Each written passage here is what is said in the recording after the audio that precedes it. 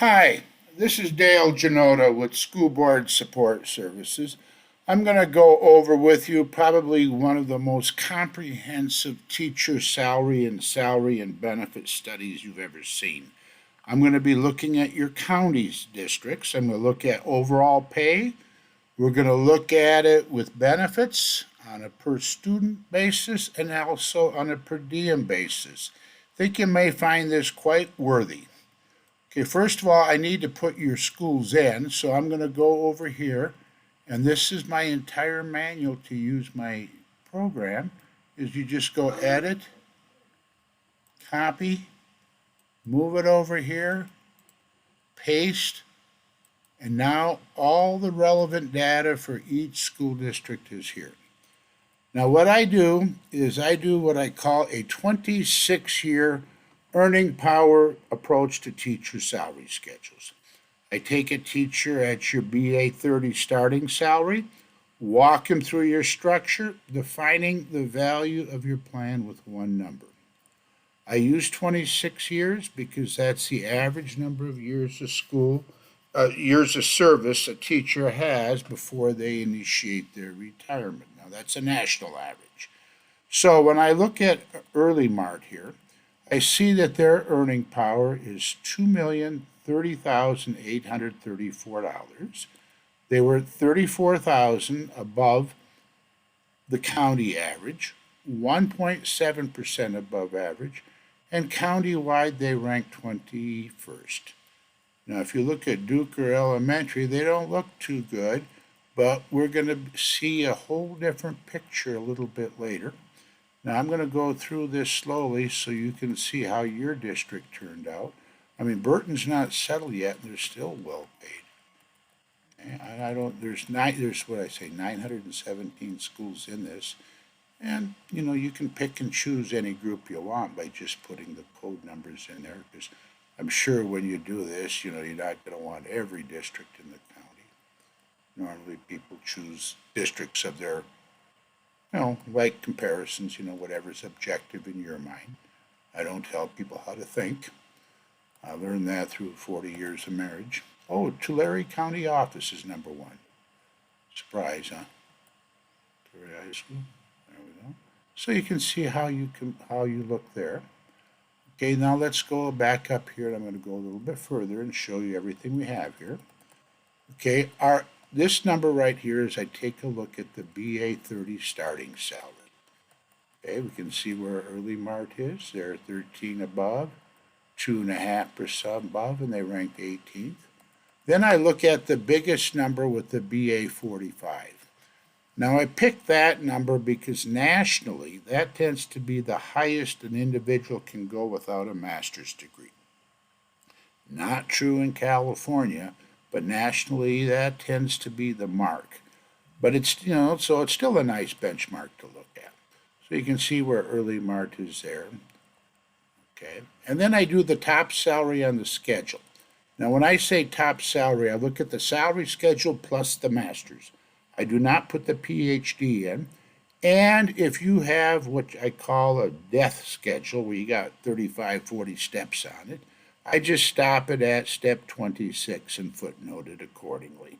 Because some of these districts go on forever. So I want to make sure I'm objective in my study. Now this is salary only. So now we're going to look at the benefits. Okay, when I look at the benefits, I show what benefits districts provide, what the dollar contribution is for single and family. Now in your case, in your county, everybody has a composite rate. That's not always the case. So I do the salary and benefit analysis twice. I do it with family insurance and single insurance. In your county's case, the numbers are the same because of the composite rate. So when I look at early Mart here, we can see that they're 54,000 above average. That's when I added the benefits. They're 2.2% above the county average, and they ranked 18th. You see Duker Elementary, pretty low. Oh, yeah, Burton, they're up there. I don't know why I can't settle it. Okay, and then I do the BA 30 entry level pay. Okay. Biggest number with the BA 45. Top salary on your schedule with benefits. or it could be step 26. Okay. Then there's a benefit comparison, that's salary and single. The numbers will be the same. Their benefit comparison. In here, I also put in the number of days a district goes and what the student-teacher ratio is. See Duper there? That's that one. You'll see what happens now. And then I do it on a per diem basis. Now, that used to be a pretty big issue. I don't know how big the issue is right now, but I still stick it in there. So we got 183, 4, and 5. That seems to be the mode. Before there was, when you had furlough days, things were a little different, so it was an issue. It still can play a part in your negotiations. Then I do it with salary and family insurance. I don't think I need to go to all through the numbers here because I think you're getting the idea of what I'm doing here. Now, student-teacher ratio. I'm going to look at that. When I do it based on student-teacher ratio, okay, early mark, right around close to average. Look at Duker, elementary. Based on student-teacher ratio, they're number one. Another way of saying it, the salary cost per student would be what this would mean. So you can see where you're at here when I do it based on salary cost per student. And it answers a lot of questions sometimes. Now, I'm not an advocate for people, but I just want to make sure I have objective data. Salary cost per student on the entry level pay. On the BA 45 top. On the schedule top. Then I do it also with salary and benefits. So salary and benefits, they're right in there. Burton, a little bit below average here. But you know what? They're not settled yet, but that's below average, but their overall pay is above average, and that's consistent because you either get money or you get class size. Now remember, my student-teacher ratio is not class size. It's just the number of staff divided by the number of students divided by the number of staff. Now I said to you, is we can do something here. We can make a proposal for Burton. Find out what happens here. Now, if you're not interested in listening to that, the cost of everything for this is $795. And what that includes, it includes this study. I email it to you. You get the whole state data. You can put in any group of schools that you want in here. And you'll be getting updates probably between now and October.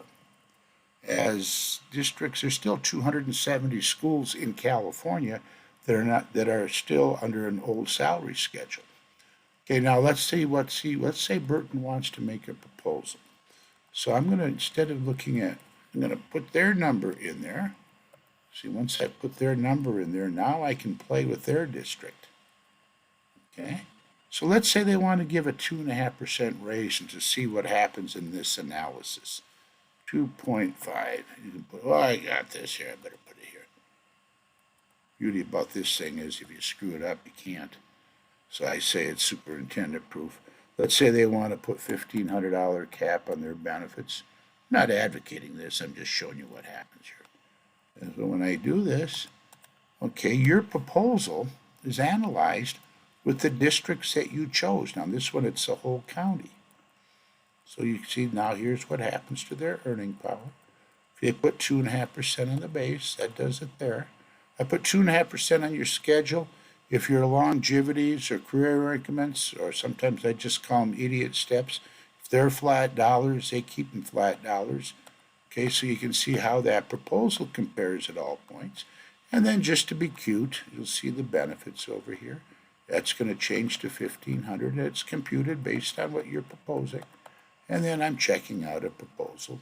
And if I go to the right, everything is going to be, it's going to spin around everything that you're proposing. So again, cost $795. You get this whole thing here. Now, even if you are settled, if you want to put numbers in here, you can. So let's just be, I'm going to try something a little bit cute here. And let's say Burton wants to compare with elementary school districts that are about his size. So I got my code sorted by enrollment. I got it sorted by district type, so it's very easy to do. So we got district type, so he's an elementary school district, and I want to find his school there. Let's say I wanted to compare with the 10 higher and the 10 um, smaller elementary schools. Okay, there you are. Okay, so that means I'd have to take the 10 bigger districts, just the code numbers. You don't even have to know who these districts are. And then I go right here, edit, copy, move it over here, edit, paste it. Oh, let's see here. I always do that. I don't know why. And I got to get rid of some of these schools here. So to get rid of them, all I do is highlight it and hit the delete key. Really tough to do. Okay, now you know how you compare based on elementary districts of your size throughout the state. Now, I don't know if this is what you want. You can do it based on the wealth of the district. So anyway, I hope you enjoyed this presentation. There's my email address. You also have it with this, what I sent you, name of my firm. I'm Dale. Here's my phone number. You can call me up, and then on prompt, you get the 2019-20 data, and I tell you, I don't think anybody has it. Plus, you get updates from now till October. And I thank you for listening, and I hope to hear from you.